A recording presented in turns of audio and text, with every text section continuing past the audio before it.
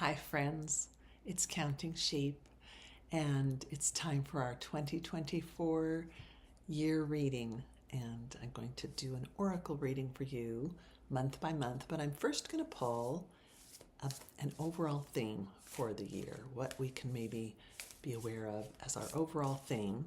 And I'm going to pull this from the Enchanted Map by Colette Baron Reed, and then for the general read of month by month I'll use the Psychic Tarot by John Holland. Okay, so here we go. Hope that you can see me all right. I'm on my Apple laptop, and there's not a ton of light, but I wanted to do this tonight, so we'll see what happens. Our overall theme is compass. So if I kind of feel my way into this card, what I get from this is it might be, as an overall theme, a year to keep focused, that we might have to make a little more effort to stay focused. There might be a lot of distractions, whether they be personal, communal, worldwide, a lot of distractions that might have a tendency to pull us off course.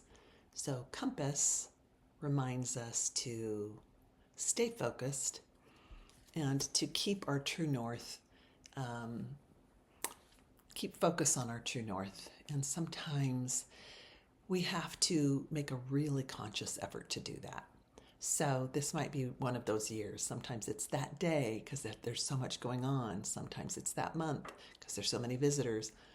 But this might be a year where there's enough stuff going on around us that we need to focus inside to find our true north, so that we keep our direction and our compass going where we need it to go and following what we need to follow. So with that, we'll go into our January. Should have cleared this off a little more. Let me make a little space here. Okay, let's do our January, and I'll probably put my glasses on at some point, but they've got such a glare that I didn't want to start with that distraction for you.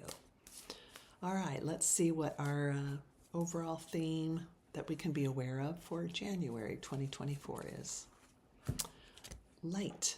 Love that card. It's kind of like the sun card in a traditional tarot. So this woman is reaching for the light, but it's there. It's all around her. So it might be that this is a year, or this is a month, January, where we can really feel it. And that's kind of nice, because depending on what hemisphere you're in, January can be a bit of a rough, low light month. So know that there's going to be stuff to focus on that's light, and that all we have to do is reach for it, be aware of it, allow it, and that it's going to be there for us. So there might be some really nice flow of energy in January. I'm going to keep that one simple. February kind of popped out, so I'm just going to pull that in. Patience.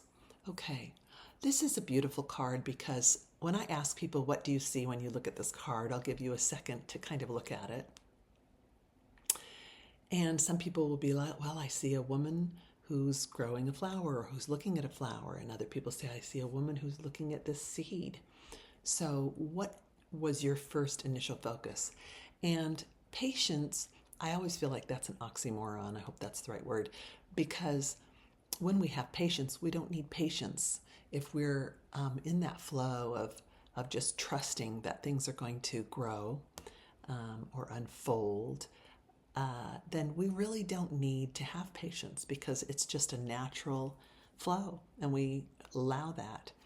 However, there might be a need in February. Maybe there's something we're really wanting a new house, wanting a new job, wanting something. And we might need to just let it be and trust that, we've planted the seeds, we put the popcorn in the popper, and it's going to happen. We just have to take care and keep our focus and our compass going where we need to go, our direction. But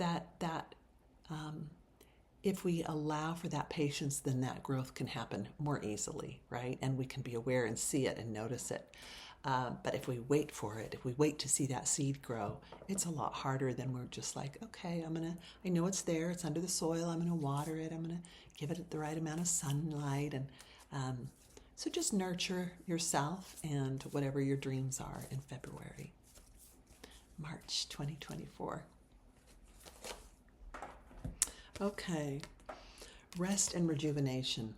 This one's been coming up for me in different forms quite a bit when I've tried to check in, whether it's just internal or whether I've pulled cards for guidance. And I've had to do a lot of it this last couple of months. I've been making the fairies, and I can get really obsessed with that because I love it so much. It's strange how much I love those little wool fairies and creating them. So we might have some things in our path, in our life, that cause us to need to focus more internally, to take time out to rest. Maybe that's not built into our schedule and our work and our life and our family, but we might have to take a moment to kind of allow that, to focus on it, and to let that be our kind of internal guidance for March. Just take the time. And really, I think what I get about that is it's just consciously setting aside the time for meditation, even more for rest. So what is it you do to relax and to rest? You might need to do that a little more than usual in March. April. Let's see what we get for April. For April, rejoice and celebrate. So April might be a little more of a time for parties and friends and enjoyment, enjoying ourselves and the environment that we're in, the people that we're around. Maybe some of you have a trip planned in April, or maybe some of you plan a little getaway, a girls' or a guys' getaway, and go do something, or a couple's getaway. But that there might be some cause for a little bit of celebration and joy, enjoying others.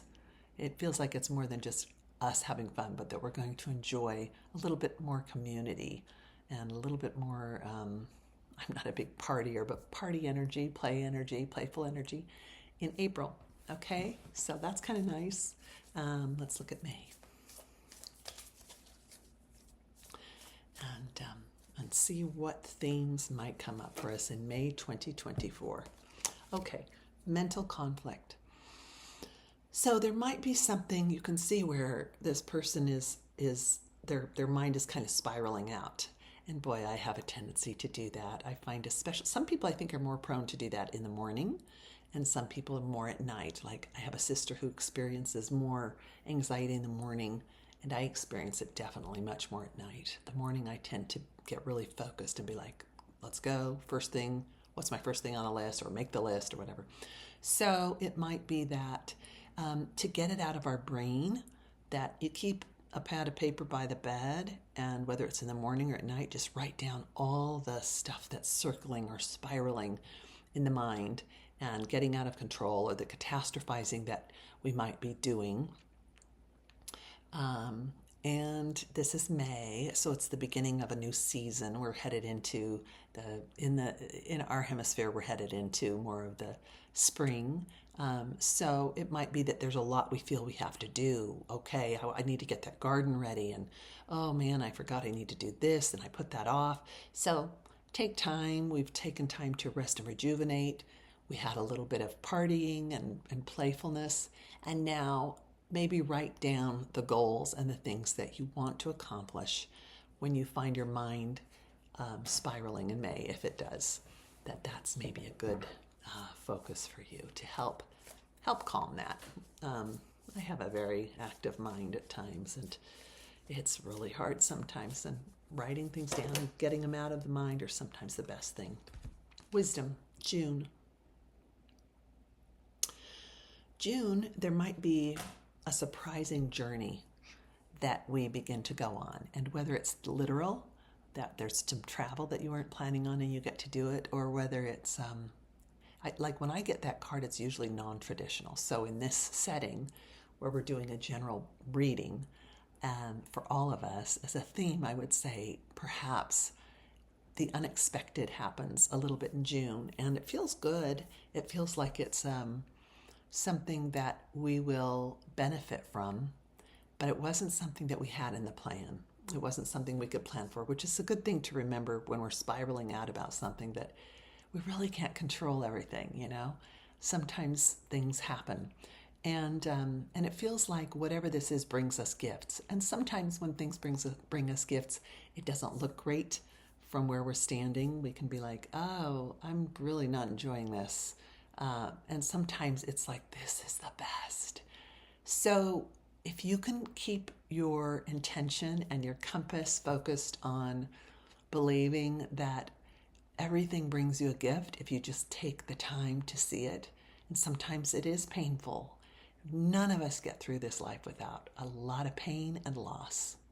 At least that's my belief. But the way we hold that pain and loss, that really is up to us.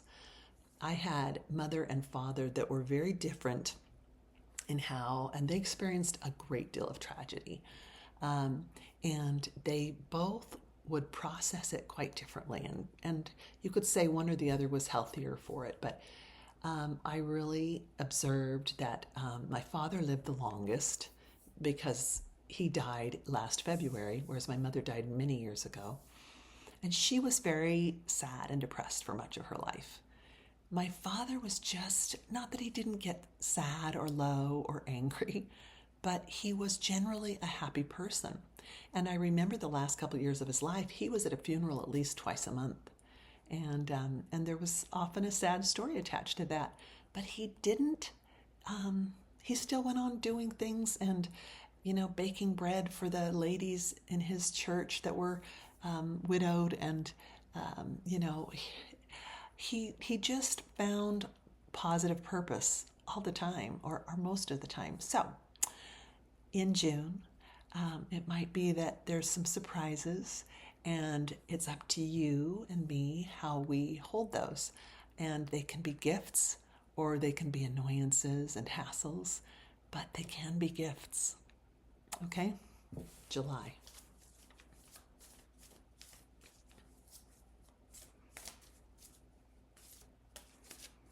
Sometimes I experience frustration when I'm with someone who just keeps listing off their negative experiences, because I feel sometimes, do you not think we all have that? Not that each of ours aren't unique, and that some aren't a lot worse than others at times, but we don't get by without having those in life.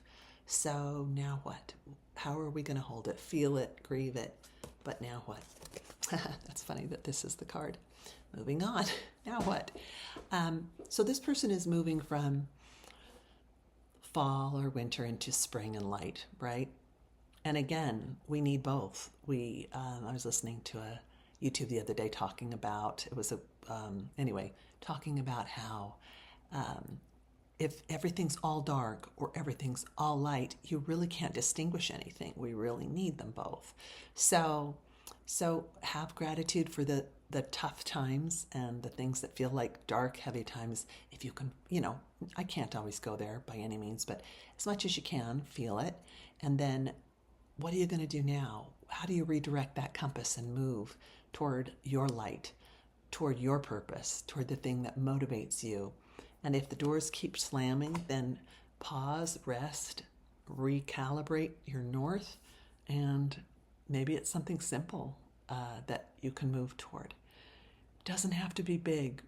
We see examples around us all the time of these big things that people are doing, and then we feel, if we're watching Instagram, like we're not doing enough, nothing exciting's happening to me. It can be very simple. And just your being is sometimes the gift to others and to you. Just your showing up at someone's house and saying hello or walking by.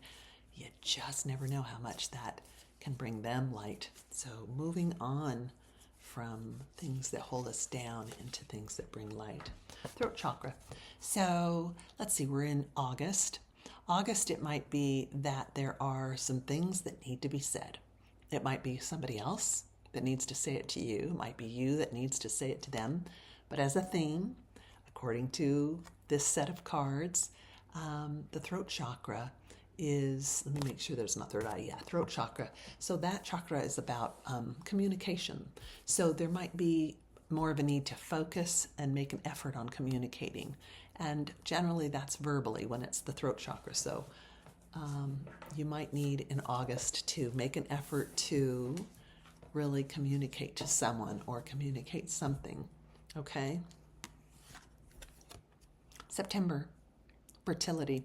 So this might be a great month where stuff starts to move. Maybe some of you literally have children, but also it might be as simple as you've been having these ideas, or this idea for this business or for this side gig, or just something you want to try, make fairies, play with wool. And it might be that September things really shake loose and you begin to birth that. And you are able to really put that out into the world, or out into your sphere, or out into the people around you. I think I've been shaking the camera, so sorry. So fertility, and there's a lot of light around it. I'll hold that up again, and you can see there's kind of a green light emanating from her heart. So this is something she loves and she wants to birth, and she's been holding a place for it. And now it's time to get it out there, and to put that love and that creation and that dream out into the world. Okay? October, 3 more months. October, what theme might we be aware of in 2024 for October? Harmony. That feels nice. So this could be literal. It could be for some of you that a relationship starts to really take a turn and feel really harmonious, whether that's romantic or other. You know, maybe you've been in conflict with your kids or a friend, and there's real harmony that begins to shift and shape itself in October. That's lovely. And that's also, you know, a harvest time. So it might be that there's this stuff that you're putting out into the world starts to take hold and feel a little easier, a little more harmonious, and that people accept it and accept you for this. So watch for signs of that harmony in October. So November, then December. We're almost done with another year. Let's see what theme comes up for us for November. Ooh, I love this one.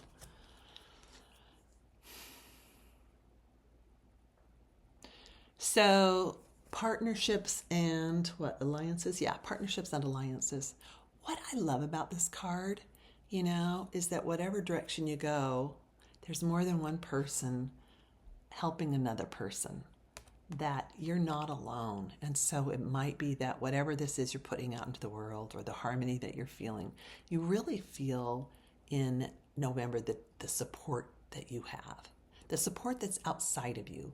You might feel that support from the universe, from Godness, whatever that is for you, or your internal guidance system starts to catch on to something, and you're like, I get it now. I support myself more in this. But there is a feeling of support, and it feels like it's not just inside of you. It feels like it's support that you're going to feel from either the community or, you know, the universe, whatever your belief is there, but that there is some external support that is shown to you in November, and that you might even make literally some alliances with people, a business partner or a relationship. It's a great month, November. Last one. Ooh, nice.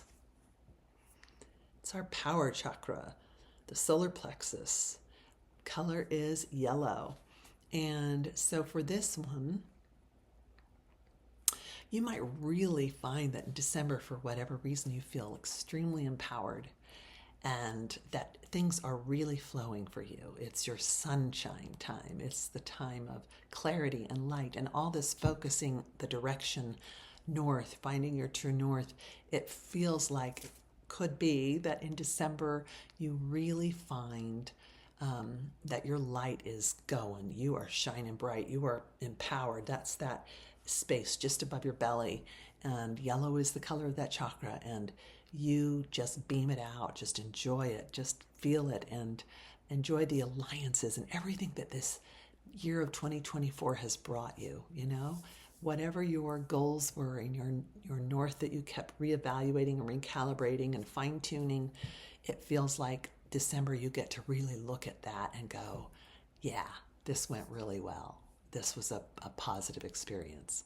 So, or a great year. And it's been a tough few years for people. So let's hope that this year feels really good for us. Reach out and make alliances with others that are in need, whether that's through, your meditation, if it's countries that we are feeling a lot of heartache for and we can't directly do something for, make alliances spiritually with people. Imagine the peace and the love and kindness winning out somehow. And I know it's not that easy, but sometimes one can feel powerless in this. So as much as you can, hold the space for increased love and peace and prosperity for the world and for all of our fellow beings. And you can do it in simple ways, like being kinder on the highway or on the road. Let that person in and try not to bully them or be aggressive. What areas can you in 2024 be kinder where you might normally be more aggressive or irritated or impatient? Maybe that's the true north for some of us, is finding simple ways in our everyday life to make peace with life and the people in the sphere around us, because that's where it begins. Okay, thank you so much for stopping by, and I wish you a beautiful, prosperous, kind, loving, sweet 2024. Thank you.